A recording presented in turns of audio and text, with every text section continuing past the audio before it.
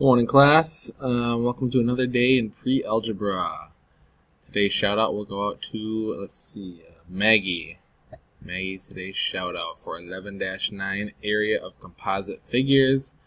What is a composite figure? Well, let's write that down to start with. Gotta know what a composite figure is. Figure is made up of two or more shapes. So there's no formula for these. It's whatever you see as the figures. We're going to use the old formulas that we know: triangle, rectangle, square, circle, trapezoid. Basically anything that we can break it down into a formula we know. That's how we're going to solve these composite figure area problems. Okay, so we're just going to jump in again, get into some examples here. I'll look at this one right here. Kind of looks like I guess a sideways house with the roof is overhang there. I don't know, 6 inches past. Let's look at breaking this down into a rectangle and a triangle.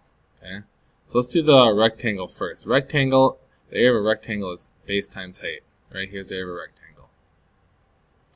So what's my base and what's my height? Well, it doesn't matter the order, but the sides of my rectangle are 15 and 23. Okay, so 15 times 23 will get me the area of my rectangle. Alright, and if we do the triangle here, well, the triangle is half the base times height. Now this base and height is not the same as this one. This is the base and the height of the triangle. Remember, from the triangle section, they have to be the perpendicular distance. The height is the altitude. So how tall is this triangle? Well, from the bottom to the corner top, however you want to call it, is 8 inches. Now the real question is, how long is this red side right here, from there to there? Because that's my base. How long is that number? Well, there's 6 inches here, there's 6 inches here, and there is 15 inches there. So if I add up 6 plus 15 plus 6, I get 27. So to find the area of my triangle, I'm going to do half times 27 times my height of 8. Okay, let's go back and talk about the rectangle quick. 15 times 23, if I multiply those together, I get 345. With that, so I know 345 is for my rectangle. And for my triangle, I'm just going to multiply these three numbers, half, or you can put 0.5 in your calculator, times 27 times 8 is 108. So the area of the triangle is 108. My total area is just what I get when I add my two figures together to create my composite figure. So 345 plus 108 gives me 453 square inches. Okay, we're talking about area, so square inches is my label. Guided practice, here's some good examples. Break this down in a triangle and half a circle. Okay, while we don't have a formula for half circle, that you can treat that as a sector, or we find the area of the whole circle and we take half of it. All right, here I have a parallelogram and a triangle down here. So that's a couple of extra practice problems you want to look at doing. Go ahead. Quick review of the main things we talked about. Parallelogram, that counts for a square, and rectangle also. You do base times height. Triangle, half the base times the height, as long as they're perpendicular. Trapezoid is half the height times my two bases added together. Order of operations, I do that first. Circle, we just talked about pi times radius squared. So pi times radius. So if you're missing one of these formulas, or you don't have them all next to each other, it might be a good idea to write these down, so you have them all in the one spot. Okay, let's do another composite figure problem. This time we're doing a real world example. We have ceiling tiles that covers 3 square feet. How many tiles do we need to cover this? Looks kind of like a stretched octagon. Okay.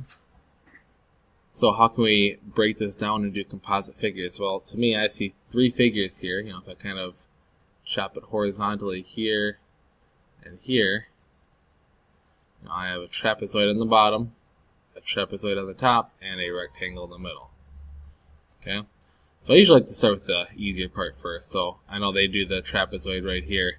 Let's actually do the rectangle first, because that's just base times height. That's going to be 18 times 20. So 18 times 20. Now if I look at my trapezoids, both those trapezoids are exactly, no, they're not exactly the same. Because this one is 18, and this one is, oh, they're both 10. Okay, they're exactly the same. My bad. So we're going to do, find the answer of one and double it, because there's two of them. So let's look at this top one here. The bases are what two numbers? What two numbers are my bases? Well, the bottom is 18. Doesn't matter which one's base 1 or base 2. My other base is that smaller part on the top, which kind of matches down here with this number, the 10.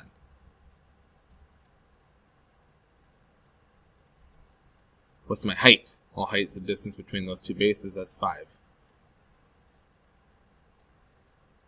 I'm taking half of that. Half times 5. Alright, so this will give me the area of a trapezoid. I have two of them, right? So I'm going to take this answer and I'm going to multiply it by 2. So this is what I want to figure out. Alright? Well, 18 plus 10 order of operations is 28. And so now my calculator I can do 2 times half times 5 times 28. Or essentially it's just 5 times 28 because 2 times half will cancel out. But anyways, I multiply that. 70 is what I get, times 2 is 140. So the two trapezoids together are 140. Each of them are 70, and the total is 140. So here's 70. Here's another 70. And my area rectangle was 360. Didn't write that down, but 18 times 20 is 360. Add them all together to get my total area of 500. Alright, last problem. We're remodeling. Oh, shoot, hold on. Gotta go back here. Screwed up again. Gotta go back and read my problem. Each tile covers 3 square feet. So if my total square feet is 500, how many tiles will I need? I remember what they were asking. How many tiles? Well, my total square feet is 500. I'm going to divide it by 3 because each tile covers 3 square feet.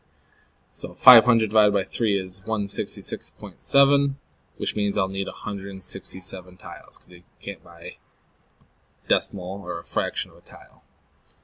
Alright, can you tell it's Monday? Now, last problem. I'll remember the final answer here.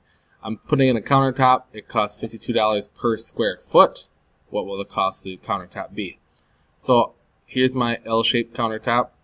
There's two different ways I can see to cut this. Let's do this way first. Let's cut it that way so we can show you one way to find the answer. If I slice it there, I have a long rectangle on the bottom and a kind of shorter rectangle on top. So what are the dimensions of my long rectangle down here? Well, that is 10 by 3 or 3 by 10. So 3 times 10 plus my other rectangle is 3 by 5. 3 times 10 is 30.